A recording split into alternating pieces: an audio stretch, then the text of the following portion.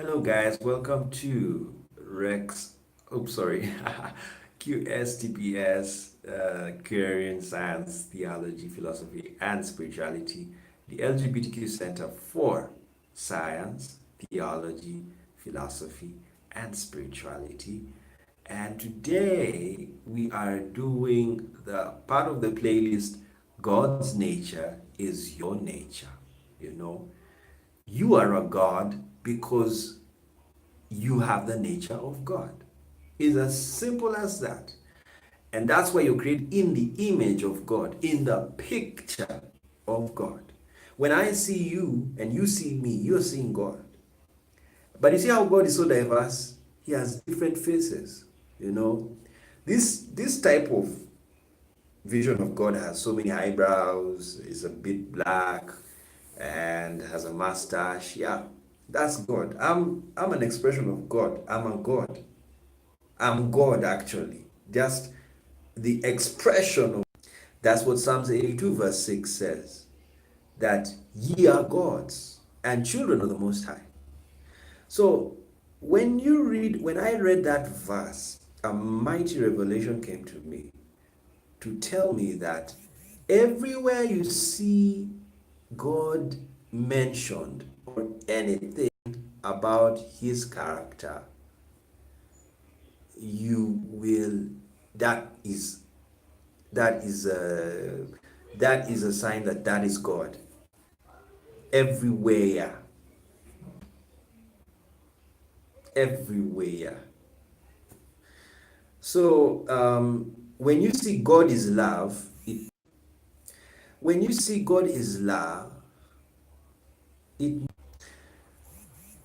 when you see um, that God is love, it means you are love.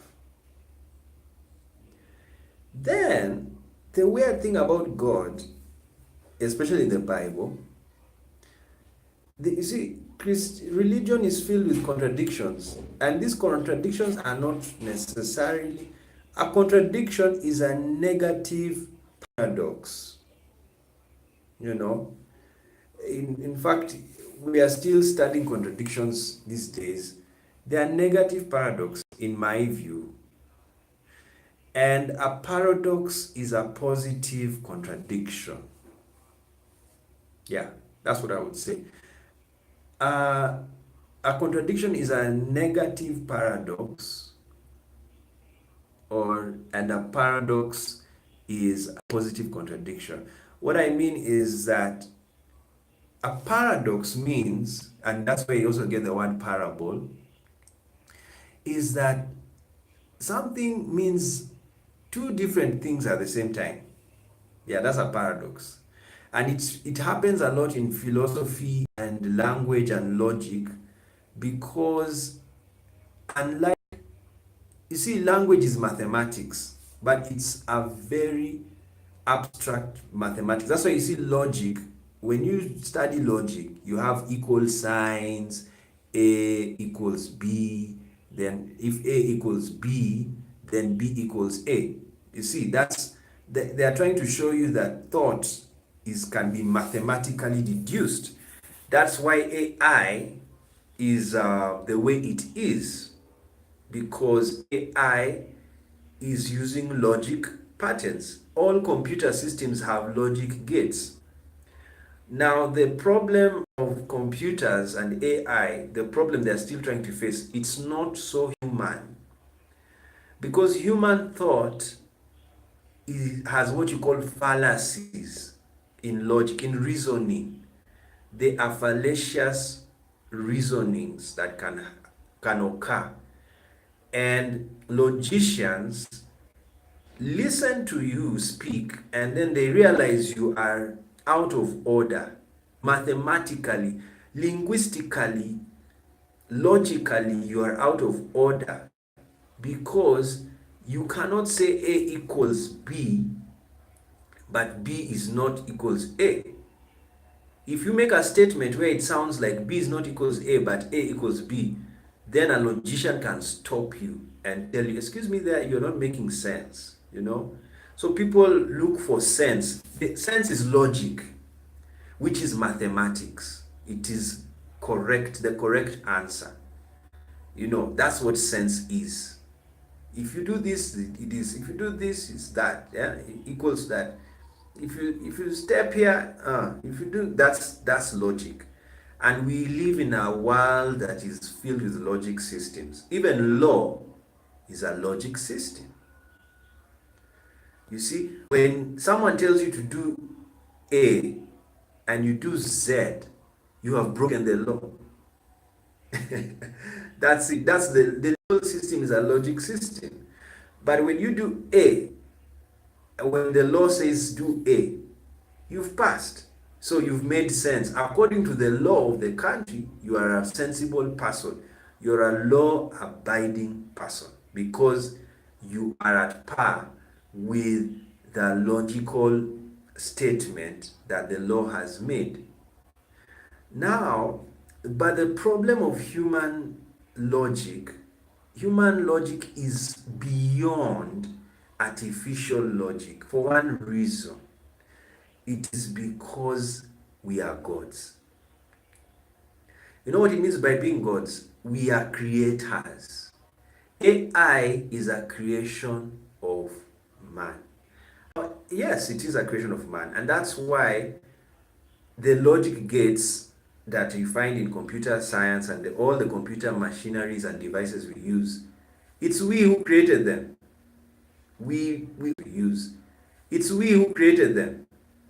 We ordered them to have that thinking. However, now quantum computing is changing how computers reason, and that's why computers very soon are even going to start lying, because in quantum computing, therefore quantum logic, it would the speed of processing data is so fast you don't know whether it is on or off.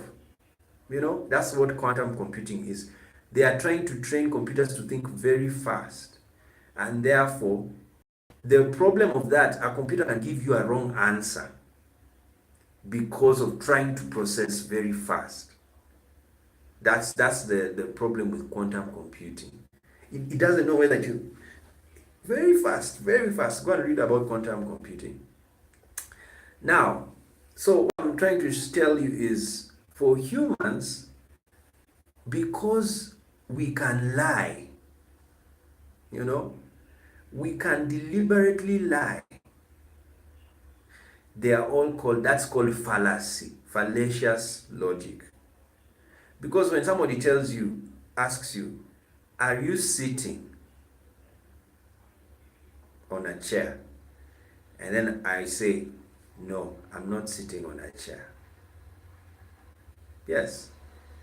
Somebody can say, like, I'm doing this video, and then he asks me, are you sitting? I can tell them, no, I'm not sitting. And because he's not there, he cannot prove that I'm not sitting. Because I can say I'm kneeling. Can you prove I'm sitting?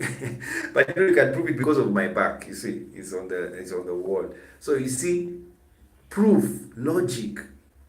The logic is that somebody who is sitting can lean on the wall. A person who is kneeling cannot. It's very hard. So that, you see, that's what you call logical thinking. Now, human beings, because of deliberate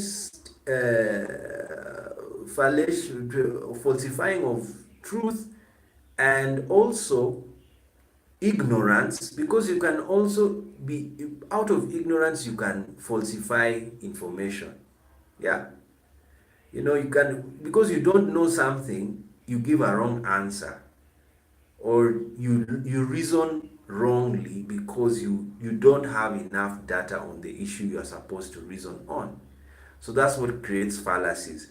Now, most computers have not reached that level of creating fallacious arguments. That's why now AI intelligence is king, because it can reason. It can reason clearly when you feed it the matter. That's why now, as I said in the other video, Harvard is now trying to put ethics in the AI machines so that they can be able to be clear on their logic system. But anyway, we're not talking about logic. I was just trying to show you that because we are like God, and I was talking about paradoxes, and I was telling you because God is love, you are love. But when you read the Old Testament, God says, Esau I hate, but Jacob I love. So you wonder, if this person called love hates somebody, you know, then why is he called love? Because if you are love, you should love everybody. Then it goes to John 3:16, it says, God so loved the world that he gave his begotten son. This is why the Bible is a problematic book to read more than the Quran, because it has very many writers. So because it has many writers, it has many logical um, logical dissonance, because one person thinks this way, the other one thinks the opposite of that person, and they all claim it came from God. So you see, you wonder now who is right.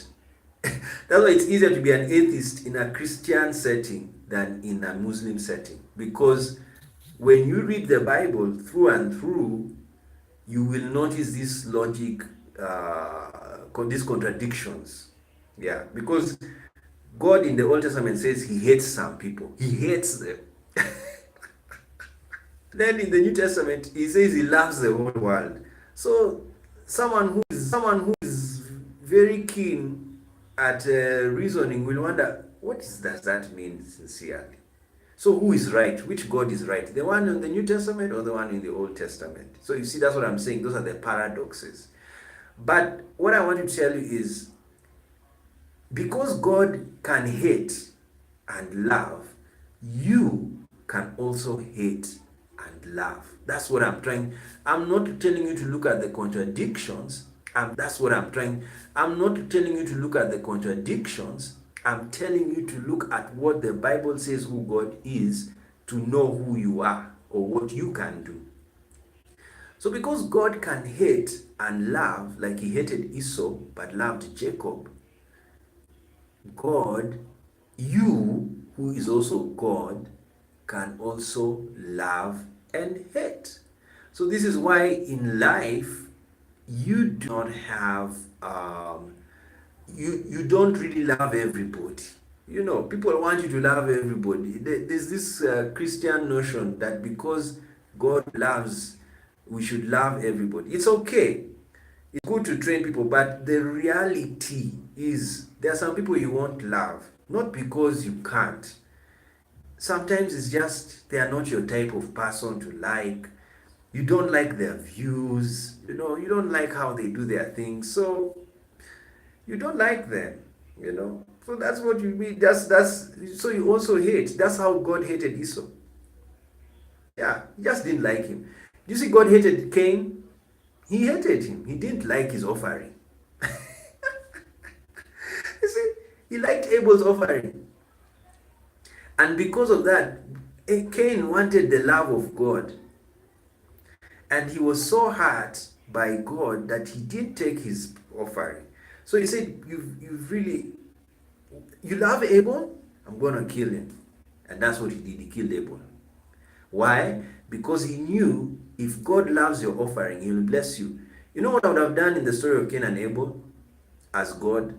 I would love both Cain and Abel's offerings. Take them all. Eat vegetables and meat at the same time. Don't just say I only want meat, because God only wanted meat.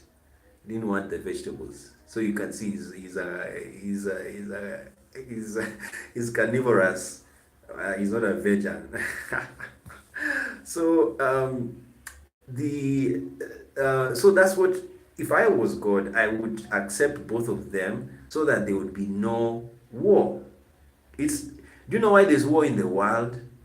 You see why Jews are fighting non-Jews, like in Middle East? Because God has declared in the Jewish scriptures, the Jews are his people. So this is just another Cain and Abel repeat, you know. So someone is Abel, and that God has accepted this is my Abel. And they're like, what? So what are we doing? You know? And so, guys, now Cain is fighting Abel. That is, non-Jews are fighting Jews because God has chosen one of them. Now, but when you remove religion, or when you pick a religion that unites people, whereby you tell people God accepts all of your offerings, be you non-Jew or Jew, he loves you all. And that's the teaching that Paul has, and some of the New Testament teachers or philosophers, then you will rest. You see what's happening in the Catholic Church? The Pope today had Mass in the Middle East. Yes, he had to. Because the interfaith movement is based on the Pauline theology that God is in all of us and through all of us, as I've told you. Because we are gods because we are created by a God. So that theology should be encouraged, so that to destroy the Cain and Abel bifurcation, the Jacob and Esau bifurcation that is in a lot of theologies in the world, good and evil, all of that should be, it was a wrong theology in my view, because it divides people. People fight each other. There is no peace. Peace brings prosperity. I think why people are feeling very uneasy when they're seeing these peace relations between Christians and Muslims is because they are not used to it. They are used to a theology whereby it is you against me, you know, rather than we are one, Ubuntu, you know. I am because you are. And that's what Paul taught. Paul said God is in all of us and through us all. Whether you're a man, a woman, gay or straight, poor or rich, God is in all of us. And it makes sense, because you cannot say that we are created in the image of God, but we can't do certain things that God does. No. So let's go back to the video, then we are done. This video is to say, God is a king, so you are a king. So, because God is a king, God has a kingdom. A king cannot be a person without a kingdom. I cannot call myself king when I don't have a kingdom. So, God has a kingdom, so you have a kingdom. Now, this when I was going through this in my mind, I was asking myself that, okay, since you have a kingdom, what is in a kingdom? What's the setup of a kingdom? A kingdom has different officers, you know. If you want to know the officers in a kingdom, look at the game of chess. You know, you have the queen, you have the rook, you have the bishop, you have what's the other guy? The knights. You know, those are your soldiers. Then you have the pawns. Those are your subjects. You have all of these people who serve you in the kingdom. Then this revelation hit me.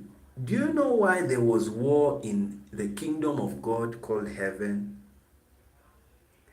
And are you seeing what the movie Star Wars is all about? It's just that. It's a bifurcated theology.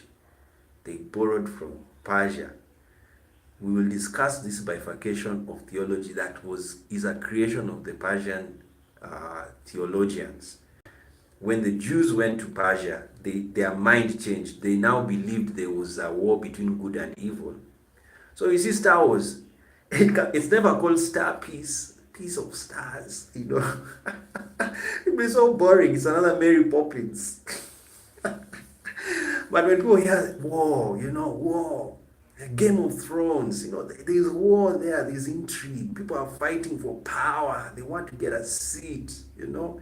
Somebody is jealous that this guy has got the throne and said, you know, he's done. Tonight is the final night for you, you know. And those things, they make us happy. So we are so trained to love war, and that's why people they just feel like, what's this whole peace thing all about?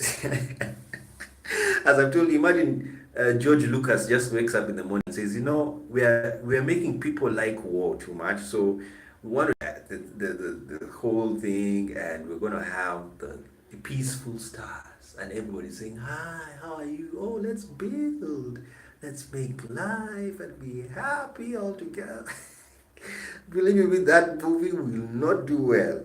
Reason, it's too happy, and it's not the reality of life. Life has its ups and downs. We disagree, look at the Tyler Perry's Haves and Haves Not. Very nice series, because that's the reality. There are people who have more than others. It's the reality.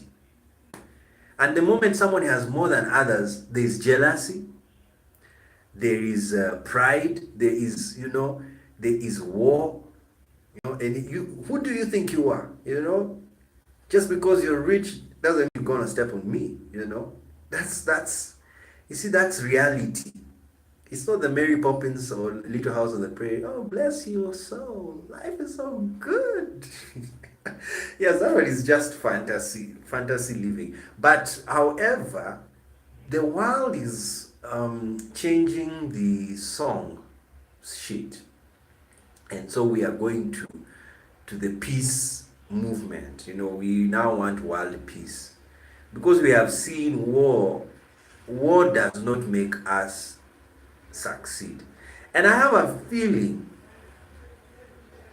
an eschatological feeling, that if the world goes to the peace movement as it's going to in this new age, I can twist a new eschatology. I can twist a new theology and say Jesus will come, because it is a repeat of the Babel, and we are still going to do. We haven't done that series. It's a very heavy series. That ancient Babel has returned and is now modern Babel. Now, what is modern Babel? And remember, ancient gate of God is now the modern gate of God. It is whereby the world will come together as one to build a world of peace. And that thing, God will say, oh my, the people are now united again. You see, United Nations, it's a Babel. That's the Babel. Because it's a unity of different nations, different tongues. But the problem of the Babel called United Nations, it is still divided. Because people speak different languages, the laws are different, their cultures are different. You see, that's why I am a globalist, because I believe the only way a united world can work is when every country follows the same and has the same laws. Until every country has the same laws as each other, the world is still divided. We will be forever fighting. So you see, the Pope going to Dubai, it's a very strong statement to the world that now is when we are building the united world. And it's going to take time, so that very soon Catholics now can go and live in Saudi Arabia and Dubai. That's what should happen. You see, Muslims need to understand something, that if they are able to live in Christian countries like Europe, they should not stop Christians from going to live in the Islamic countries. But because there is no understanding like that yet, the West says, so you don't want us to come. Okay, you're not coming. So you see, Austria chased away imams. Then all of these Christians, they woke up. They have not been Christian. Today they just woke up and now they're Christian. Because they have realized we can't go to their countries. So it's the reverse or the counter of the Jesus philosophy. Jesus philosophy is um, do not revenge, you know. Let people come. If he slaps you on the right cheek, give him the left. You know, that's Jesus philosophy. But the Mosaic philosophy is, if you slap my right cheek, I'm gonna slap your right cheek. You know, that's the Mosaic. Because who told you to slap me? I mean, why are you slapping me? Yes. What is the rationale behind you slapping me? You see, that is the Mosaic philosophy. It is questioning your action. So because you can't explain why you've done that damage to me, I am to damage you to pay you back, you know. That is the Mosaic philosophy or the Jewish karma. So um, now that's what Europe is doing. They are doing the Mosaic karma. That if we cannot work and live in the Arab world, then you guys should not come here. That's what they're saying. So they have left the Jesus philosophy. The Jesus philosophy is very much practiced by the liberals, and most liberals, the leftists, and now most of Europe is on the right. And the right, oh my, you look at Trump, pure, he became right. He used to be on the left. Yeah, he was a. You look at Trump, pure, he became right. He used to be on the left. Yeah, he was a Democrat, but now he's on the right. So that's why the moment Trump became president, he locked the door to the Muslim countries immediately. He did not waste time. To the Muslim countries immediately. He did not waste time. So it's because of this Mosaic philosophy. You see, Obama had the philosophy of Jesus. Yes. Trump has the philosophy of Moses. That's what has happened. Obama's philosophy of Jesus was come to America, even if you're Muslim, whatever, we'll host you and we'll keep you. It's okay, you guys you don't want us, but we want you. You know, that was the philosophy of Obama. The Dreamers Act, you know, with the DACA or DAS or whatever. But Trump is different. Trump is, because, you know, Republicans are more war-minded. So they are thinking, no, if you bring these people here and we can't go there, these guys can turn against us. You see, is a negative thinking. Obama was positive about immigration.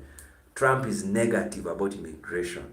So that's what you need to understand is happening in America. So now what I'm trying to tell you, I'm just making you understand why Europe and America is turning to the right. It's because they are not trusting these non-Western countries, especially Islamic countries. So that's why I started this segment of the video by saying to the Muslims that it's very good you've invited the Pope to Dubai. You should even go and have mass in Saudi Arabia, mass in Bahrain, mass in Qatar, all of the Arabic countries. You should just go and have mass to declare to the Muslims that Christians can live with you. They have the dhimmi system. Yes, dhimmi system allows Christians to live with Muslims. Yes, and the only thing that will happen in a dhimmi society or in a dhimmi division, which is what Europeans also needed to understand about Muslims, is they have their food, the diet system, which they don't eat pork. You see, so when you're in a place like Germany, you know Germany is a pork home. I don't know even how those some of those Muslims are surviving. So it's a pork land, and so now these guys stay in their communities away from the non-Muslim butcheries that sell pork. They sell all sides of it. China is even worse. Oh my, China, they eat everything. So the Muslims going there, they cannot survive. You know, what happens to What you need to understand, a closed, narrow-minded philosophy and religion, they stay together. You see why Jews are similar to the Arab Muslims or the Middle Eastern Muslims is because they had a very closed-in, exclusive culture. The Jewish culture was exclusive to Jews. Not everybody became a Jew. You had to be a Jew by birth. And the Jewish connection to religion was by blood. Christianity is not about your origin or your genetic origin. It is about your understanding of the theology and acceptance of that theology. So that's why Christianity is found in all nations. It's because it has nothing to do with which country you come from. But Judaism, it comes which country you're from. You must be a Jew. And if you are not a Jew and you really want to be a Judaic, you have to be proselytized. And they don't like proselytizing because that's not how they do their thing. You know, imagine you can proselytize someone and he's your enemy. You see, that's why they don't do that. Then even Muslims, they are not necessarily they accept anybody from any nation, but the main nation is the Arabic nation. Anyone who speaks Arabic, you are highly honored in Islam. But what they do that is similar to the Jewish culture or the ancient religious Jewish culture is they have a strict code of living, and it is only implemented for Muslims. So if you're a Muslim, you don't eat pork at all. Then you also don't do certain things. So because of this strict code, to give yourselves comfort, you live together. That's why the early settlements of Jews in Europe led to the creation of ghettos, because the Jews they had their different culture and they kept the culture. They knew if we lose our culture, we've lost our soul. So their plan was, let's stay together and then we keep our culture. That's the same. That's why even they are very endogamous, meaning they marry within themselves. They try to keep the blood because their religion and their culture is very bloody. It's very, you have to keep our blood pure. We have to remain in the world. And that's not what happens to Muslims. But Muslims, theirs is religious blood. You have to remain Muslim. That's why if you leave Islam, like the atheists now, the new atheists out there, they are even protected because they are accused of blasphemy. They are accused of very many things because they've left Islam. So in Islam, religious blood is very important. So they live together. That's why Europeans were wondering, who are these people who can't live with us? You know, they are living in communities. They didn't like that. So because of that, and then the failure of Muslims to understand the European mind and culture. The European cultures, they are very independent. A man can stay anywhere he wants, you know. A woman can stay anywhere she wants. She's not bound by the code of a culture. Because believe you me, if Europe goes back to that lifestyle of cultural codes, that's the end of EU. You see, EU is uniting, they are trying to unite their different cultures together as one. That is what they are trying to do. And because before the EU was created, World War II and World War I happened because of nationalism. Nationalism is the love of a cultural code, your cultural code, beyond normal levels. So, because a nation can be a tribe, that's why tribalism is the same as nationalism, whereby you are so beholden to your culture that you do not befriend anybody from a different culture. That's why there was war in Europe twice. in less than 50 years. It was because each culture, everybody got their nation, and they were suspecting another nation. You see, that's the problem of nationalism. Nationalism creates suspicion, and when the suspicion grows, you fight each other. You see, that's what's happening in the world right now. You can predict there will be war because the world is becoming more and more nationalistic. As I told you, look at what's happening in America. The investigation is that Russia was involved in the election. You see? So if they find out that it's true, Russia was involved, that's a war. That's enough for America to go to war with Russia. Yes. It's serious. Very serious. Actually, when you look at the things happening in 2019, it's scary. Very scary. And it is not shocking. It's because people have become nationalistic. They are hiding in their tribal cocoons. You see, they are hiding in there. I like the word now in political philosophy, tribalism. Yes, the West is now talking about it because they are realizing people are going to cocoons, coded cocoons, whereby they keep their codes and their beliefs. And that's why we are back to the video now. You are a king and you have a kingdom. And a king cannot surround himself with enemies. Like in chess, let's use the chessboard. The black pawns cannot be the subjects of the white king. That's the reality. God's angels cannot be demons. And the angels who obey God cannot be with Satan. It is just chaos. So when you play chess, the colors are the same. It's homogeneous. If you believe this person, if you follow this person, you're with him.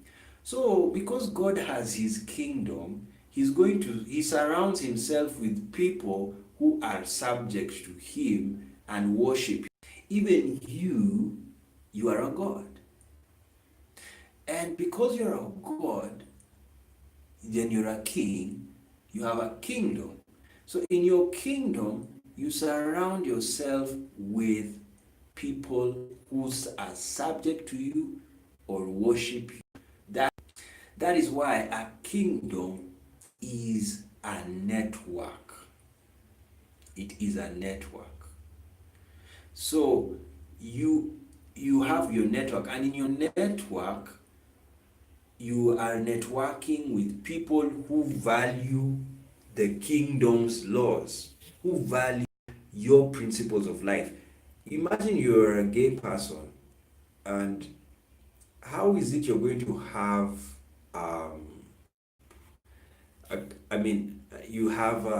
you have people who are not of your network. It's weird. However, we are finishing the video here.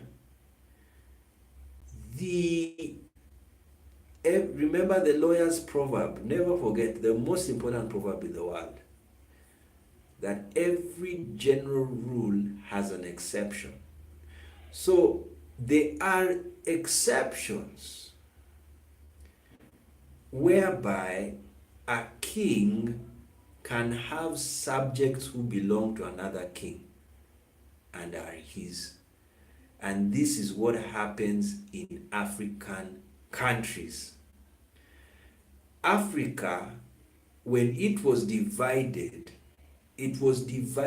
by Europeans for Europeans, not for Africans.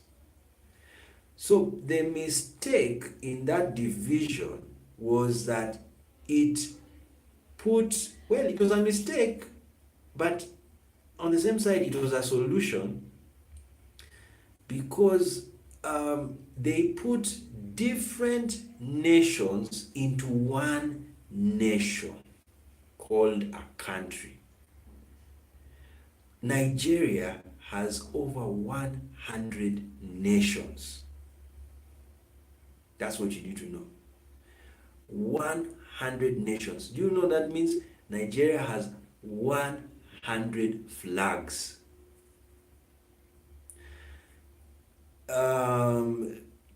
Kenya has over 40 nations.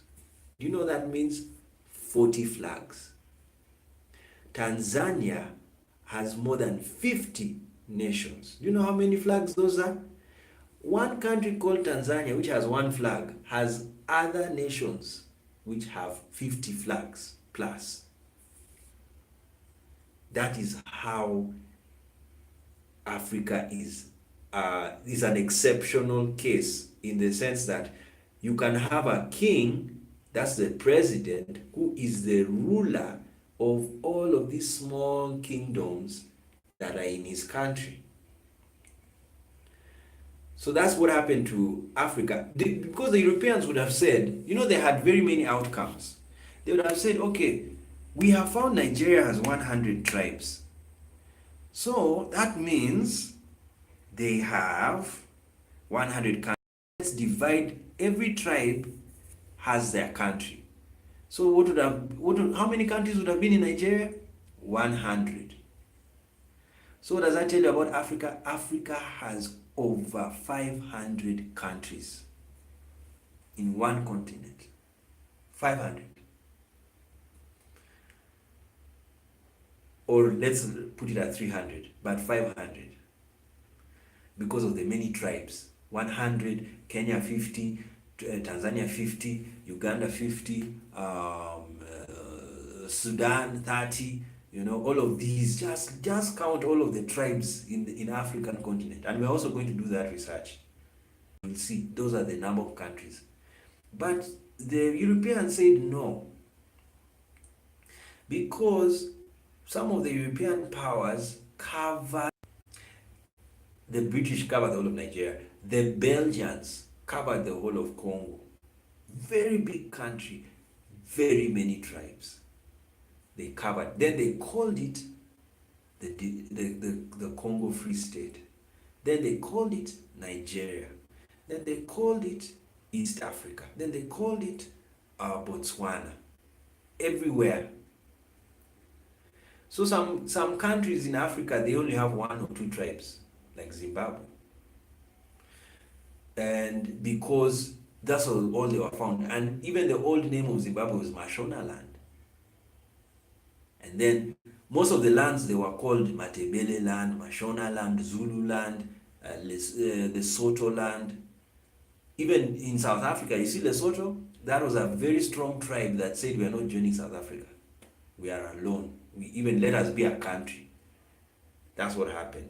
But the other tribes in South Africa said, it's okay, let's be one. Because even though we speak different languages, we are basically the same.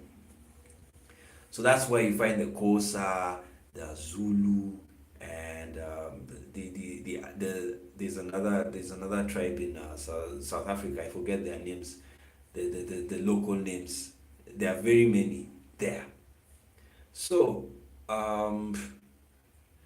so that's what happened in Africa. So that's the exception. And then the other exception, theologically, is Jesus Christ will take charge of all the kingdoms of the world. That's what the Bible says in Revelation. The kingdoms of this world have become the kingdoms of our Lord and of his Christ. So what does that mean? The kingdom of Canada, the kingdom of Brazil, the kingdom of India, they will become the kingdoms of Jesus Christ. But they will not become one kingdom. Those kings will still have authority. So that's why in the theology today, that's how the world is run, especially in the Catholic mindset. They believe the Pope is the representative of Jesus on earth.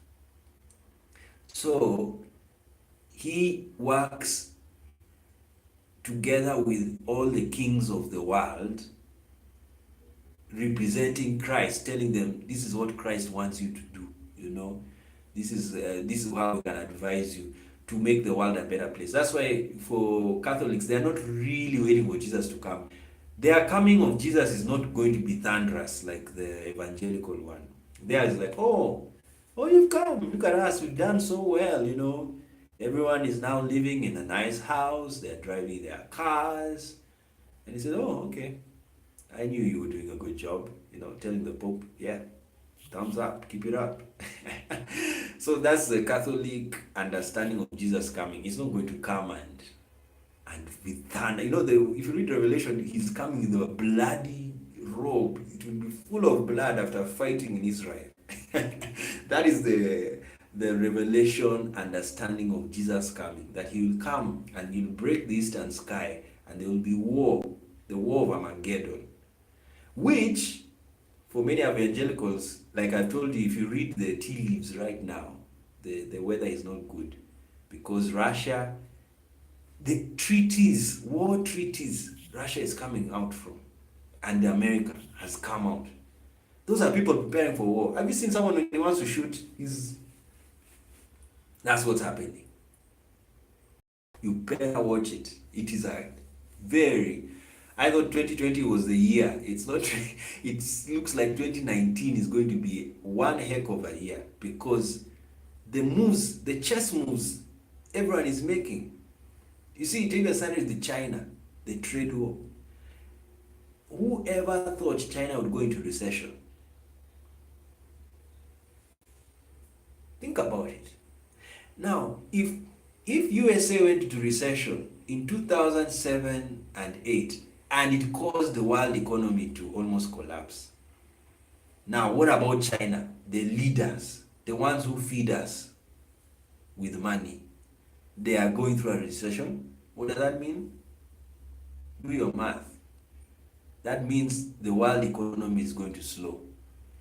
The good thing, we do not use the Chinese currency as the reserve currency of the world. If it was America going through recession,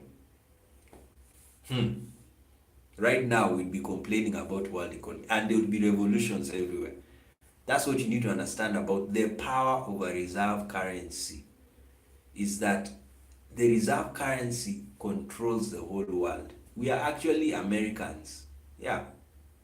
We are all Americans because we trade in dollars. That's why China and Russia stopped trading amongst themselves with dollars. They knew the meaning. It means you're in the American economy.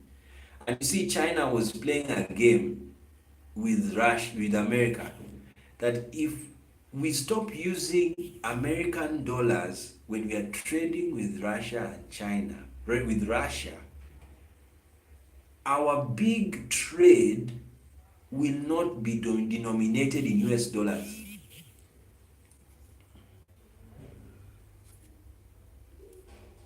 Our big trade will not be denominated in US dollars. So a large chunk of American dollars that would have been flowing into Russia or from Russia to China is gone. So that gap that came about when China and Russia said no more to dollars can affect the economy of the world. Yes. Now imagine other countries saying we are tired of the US dollar. There'll be war. There'll be war. So I don't want to sound like a warmonger, but that's what I'm giving you my small sense, my small sixpence. None the richer. No one is richer. You know, I only have sixpence to give. That's what I'm giving you now. And if things go on the way they're going, the world is going to go to war. Yep, that's what may happen. And of course, you could sense it with Israel going to war to Syria. Israel never attacks Damascus. When that happened, that was now when you start scratching your head and saying, let me go back to my mathematics, my political mathematics, and see what is happening here. Because everything is mathematical. Yes, everything. All right, good. So let's finish now what we've said. So because God is a king and he has his kingdom, and generally a king surrounds himself with his friends, even you will surround yourself with friends, with people whom you like. And if you are a king who is peaceful, like Solomon, you see, as a peaceful king, even if he's not friendly to your kingdom. No, a peaceful king is friendly to a kingdom that is not his. And that's how Solomon built peace in the whole world when his kingdom was there. He married from every kingdom around him. Because when Solomon married the women from different countries and different kingdoms, when the king in that kingdom wakes up, war is very funny. A small thing just makes him want to fight you. So he wakes up and says, we are going to attack Israel. Then he remembers, my daughter is there. So if I go there, I'm going to destroy my daughter and her children. So that's how Solomon really was. It was political genius to be friendly to the kingdoms around him, so that he never went to war. Can you imagine an Israeli that never fights? That is a miracle. Yeah, so he's the first Israeli king that never had a war. His father had, King David, had wars. He was a bloody king. So bloody, he was not allowed to build the temple. The first king of Israel committed suicide in the battlefield. So you see how Israel was it's a very militaristic nation. Yeah, nation. Yeah, they are used to fighting.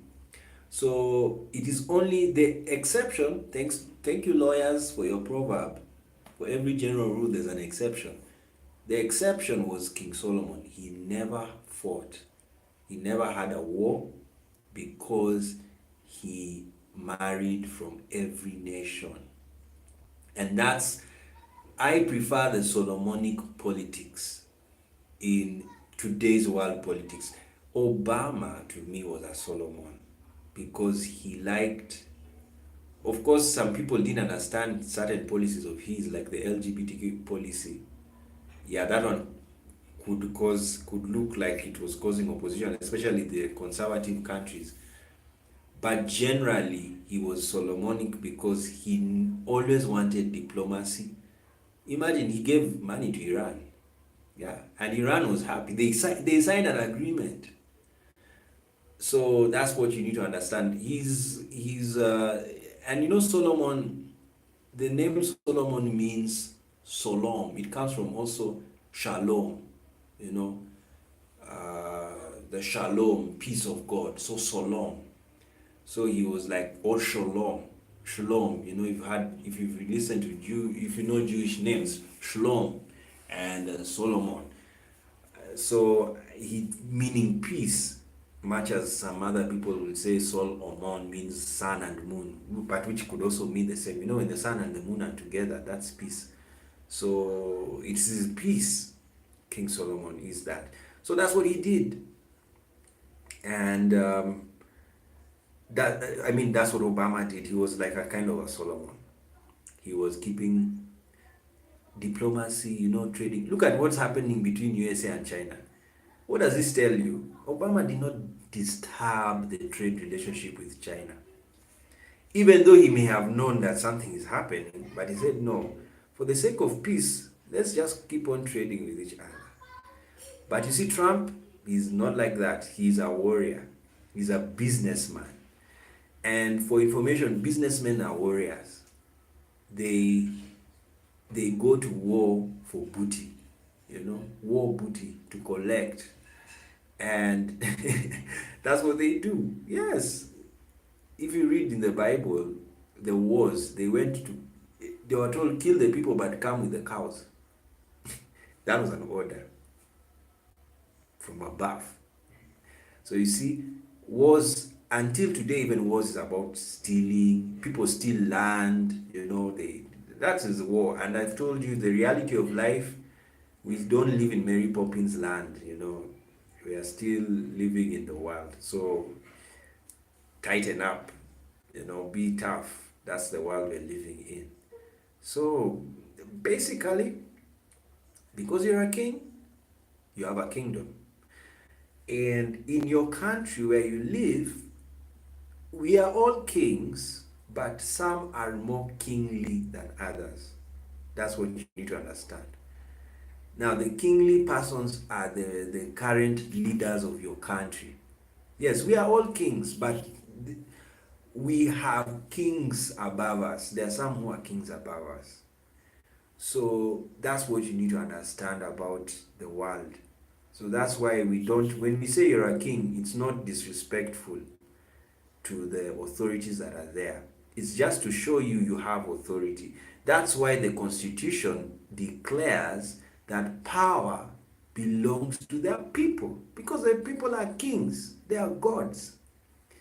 This is why some politicians say the voice of God is the voice of the people. So, of course, that's what I'm telling you. When you study philosophy now, I've reached a level whereby everything is the same. And I'm like, what is happening? Everybody is actually in the same camp. This thing that we are divided is not true. Because if you say the voice of the people is the voice of God, and the king is always right, and the people have voted the king, and they have said this is going to be our king, so what's the problem? See?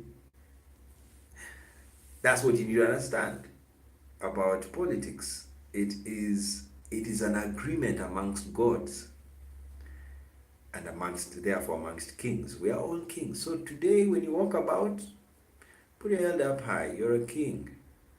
Even if you have a kingdom of one person, your kingdoms are Facebook, Twitter, you have followers, you have friends. Yes, that's your kingdom. Go and rule there.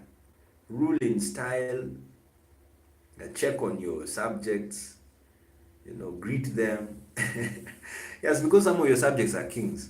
That's the tribute system in the ancient times, where kings pay tribute to another king. It basically means that king is a subject. And that's why I love Solomon again. He said, there's nothing new under the sun. So-called client states, they are still there. They were there in the past.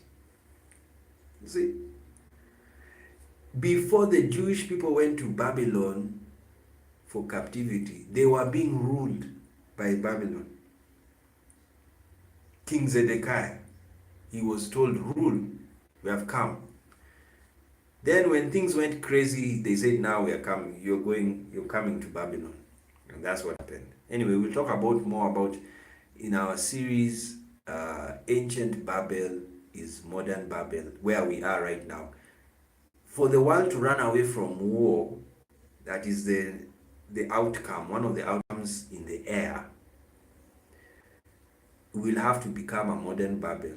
So, and that's what now United Nations and people like the Pope are trying to do, to unite the world to become a modern Babel. And I'm going to explain to you why I tend to support that trend. Of course, that one is better. It's peaceful. There will be no chances of war. The other one, the nationalistic one, every time nationalism raises its head, there will be a war. World War I, go and read the causes. It was nationalism. Germany was not a nation until 1871. It had Germanic tribes, very many. They were tribal. Until 1871, they united under Bismarck. Italy also united. Also around that time of 1870s. When those two countries united, Europe started shaking in the knees. Yes, because Germany is a big country. It has many tribes. It had many tribes, and they all came together.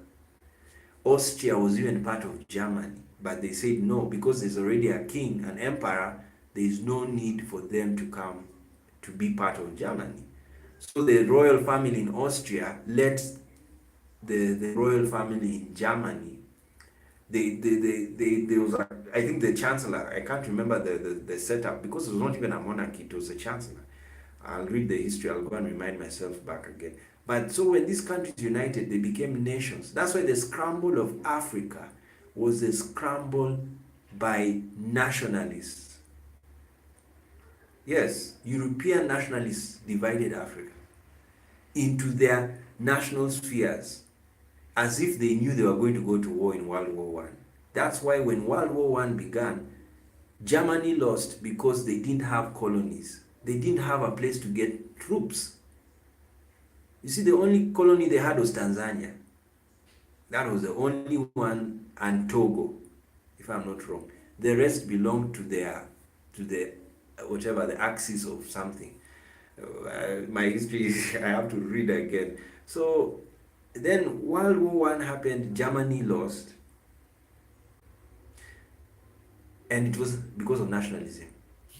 Then nationalism raised its ugly head again in Germany through Hitler, because it was all based by the reunification of Germany in 1871. They had become a nation, so they wanted to build a nation, the Third Reich, the Third Kingdom. That's what was happening in Germany. So the second one collapsed in World War One. The first one was the old one, the Holy Roman Empire. Then the second one was the one of Otto von Bismarck, collapsed after World War One. Then Hitler came and said the Third Reich is here. And then it also collapsed. So it was because Germany was trying to become back to be an imperial power as the time of Charlemagne, the Holy Roman Empire, who ruled Europe from Germany. So it is nationalism every time. So when you see people becoming nationalistic, like you see Angela Merkel, she's leaving. Yes, that's a very dangerous sign.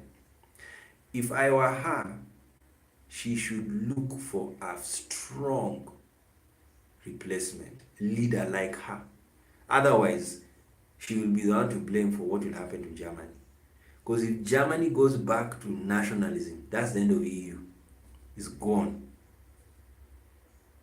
It's gone. So Angela Merkel should not cower and give up and let the nationalists take Germany away.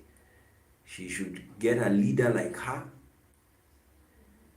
and prep that leader and push that leader to the Germans. The young Germans must understand the dangers of nationalism. You see, if you don't study history, you repeat the same mistakes. That's what's happening everywhere right now. They are repeating the same mistakes. Okay, guys, enough. Adios.